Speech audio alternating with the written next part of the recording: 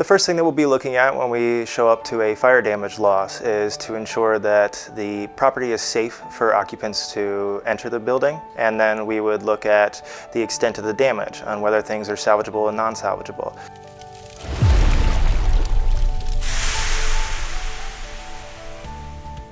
United Water Restoration Group's first steps in a fire damage loss would be determining if the house is safe for us to come in, that the fire company has actually released the property for us to be able to come into the property,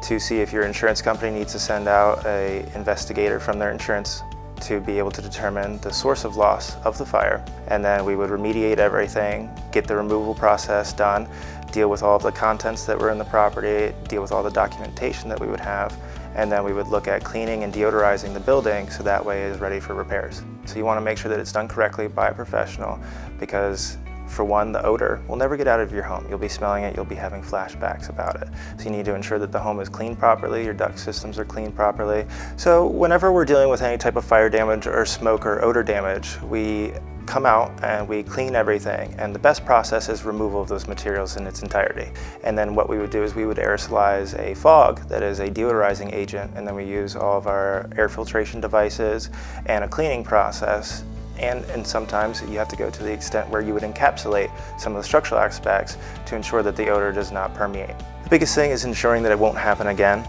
with fire damage, so you need to make sure that all of your electrical work is safe and the extent of the damage might not cause problems later on. And that you have a licensed electrician come out and take a look at everything to ensure that no damages can occur again. I understand how bad this can be, but we do it every day, and we do it with care, and we ensure that we get you back to a whole status as quickly as possible. And it's uncomfortable, the situation, but it happens, and we need to make sure that we're there to take care of it, because the alternative, by not taking care of it, can be so much more devastating.